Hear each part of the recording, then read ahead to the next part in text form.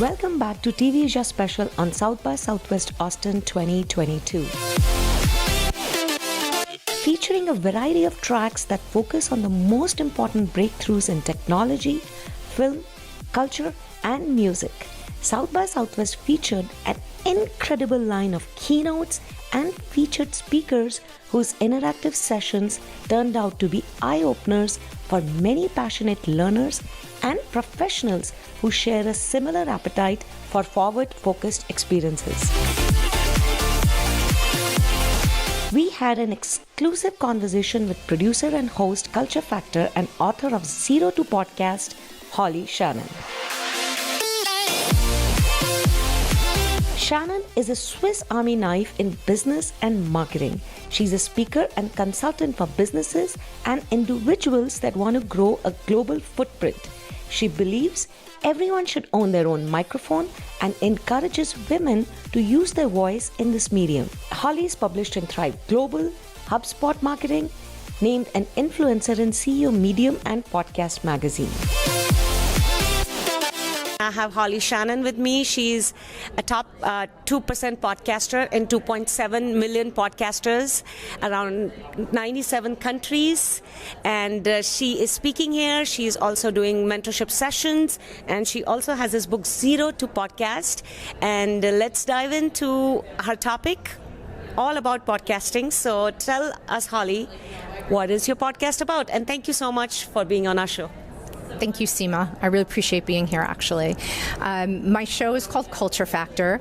It was born of the idea that the creator economy has brought about a lot of conversations around NFTs and Web3, and we're hearing them on repeat, but we really just need it distilled down into basic terms so we know how does it apply to us? How does it apply to us individually or as a business? And I have had the most incredible interviews. I've had interviews with a married couple that one side does the code and the other side does the art, and their work is for social good.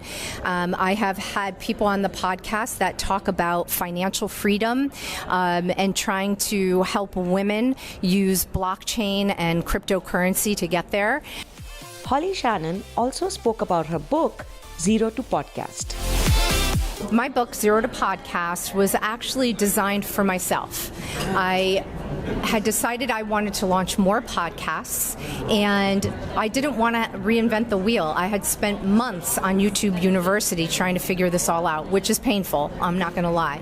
So I went back to all my notes, and I wrote myself a how-to guide. I take good notes. But I wrote myself this little book, and when I was done, I was like, oh my God, I have to share this. Like, I can't just keep this for myself. Like, I have to share this with people. So I ended up publishing the book as well. And I'm so glad I did, because I had no experience doing podcasting. So it was truly the step-by-step. And I think that that's lost in a lot of books. I think that a lot of the instruction out there, it's by people who are already audio engineers, which, don't get me wrong, that's not bad. But if you've never edited a podcast and you've never gone and tried to put your subscription on Spotify and iTunes, you don't know what to do. So it's literally step by step, but in 60 pages. Indian Americans have made their mark in every sphere. And here too, we met up with diaspora members whose talks left the audience craving for more. One of the most sought-after featured session was with Rohit Bhagwa, the founder of the Non-Obvious Company. He's on a mission to inspire more non-obvious thinking in the world. He's the #1 Wall Street Journal best-selling author of 8 books on marketing trends and how to create a more inclusive world, including non-obvious megatrends and beyond diversity. Rohit has been invited to keynote events in 32 countries around the world. And here at South by Southwest 2022, he spoke on 10 non-obvious megatrends shaping 2022 and beyond. I'm speaking with Mr. Rohit Bhagwa, and this is his 10th book, Non-Obvious Megatrends. And every year he writes a book on non-obvious trends that are not obvious, of course, that are not predictable, that we didn't think of. And more than ever before, we are very curious to know what are the mega trends. And what my first question, of course, is going to be what to expect post-pandemic. This book that I published around trends, as you know, it came out 2 months before the pandemic. So the first question everyone asks me is, hey, you wrote about all these trends and then the pandemic happened. So is everything still correct or is it wrong? And what was interesting was I looked at the trends and I really spent a long time with the research after the book came out, which is not typically when you do the research, right? You do it before you write the book. But I did a lot of research to say, are these still relevant? Are they still happening? And in many cases, the trends accelerated even faster because of the pandemic. So what are these mega trends? My belief, as you know, is that the world needs more non-obvious thinking in it.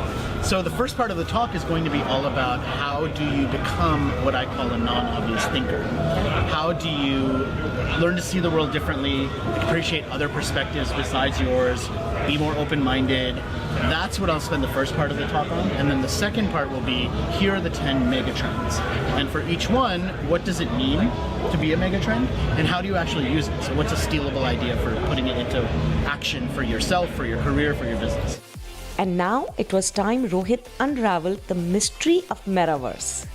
So Meta is Facebook's amazingly smart distraction device to distract us from the fact that they had all of this problem with the data they were collecting and what they're putting out in the world and the evil that they've created.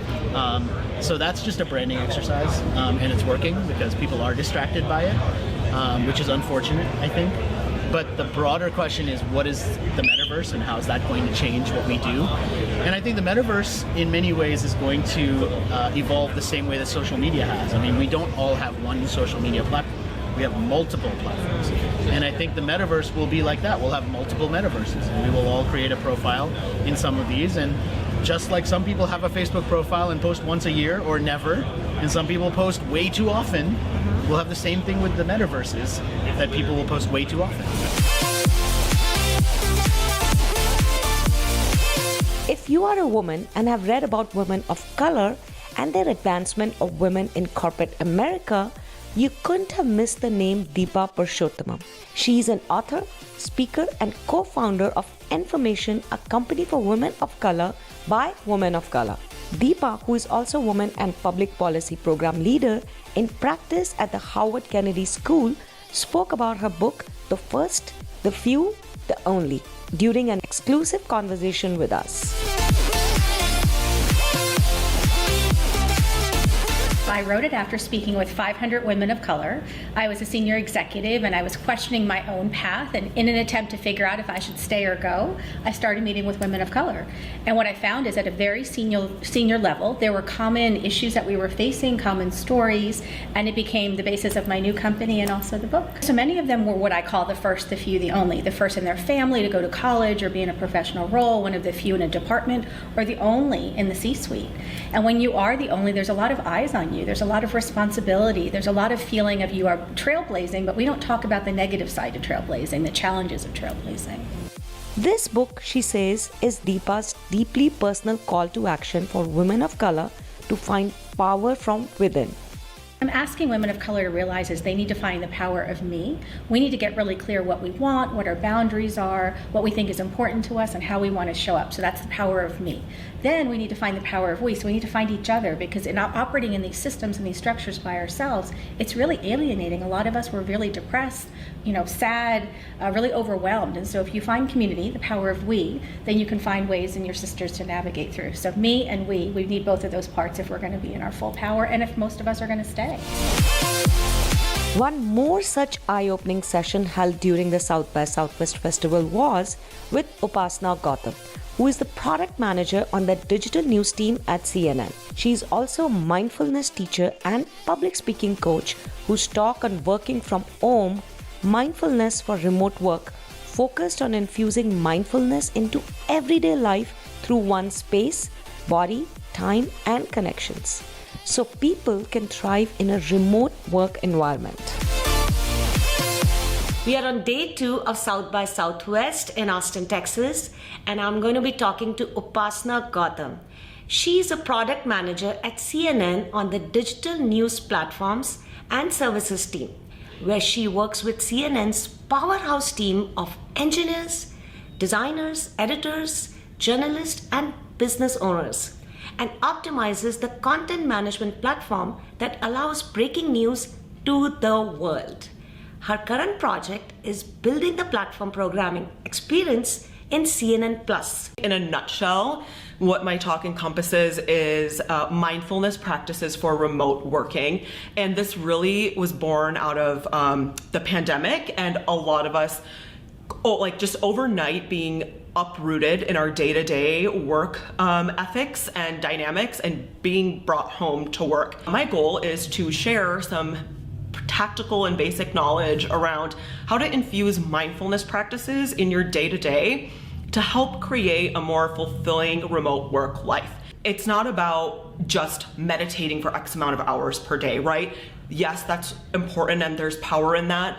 But what I'm really focusing on is the micro meditations you can do throughout your day, whether that's taking a pause in between meetings somehow, like being very intentional with context switching from one thing to another, and most importantly, productivity and communication around the words we use virtually. If there's one thing that I've learned during the pandemic and remote working, it's that we can't take anybody's time for granted, and that when we engage in conversations at work, the importance of mindfulness in every communication that we deliver, whether that's a Slack message or an email, because we don't have that face-to-face interaction anymore, we have to be even more intentional with how we cultivate and foster relationships. If you want to reach out to any of these super talented people we got hold of, then you can connect with them on the social media handles.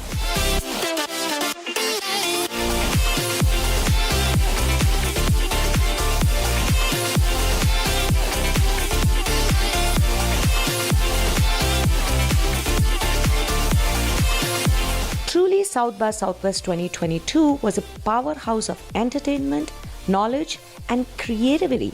Find out more about this in our next segment.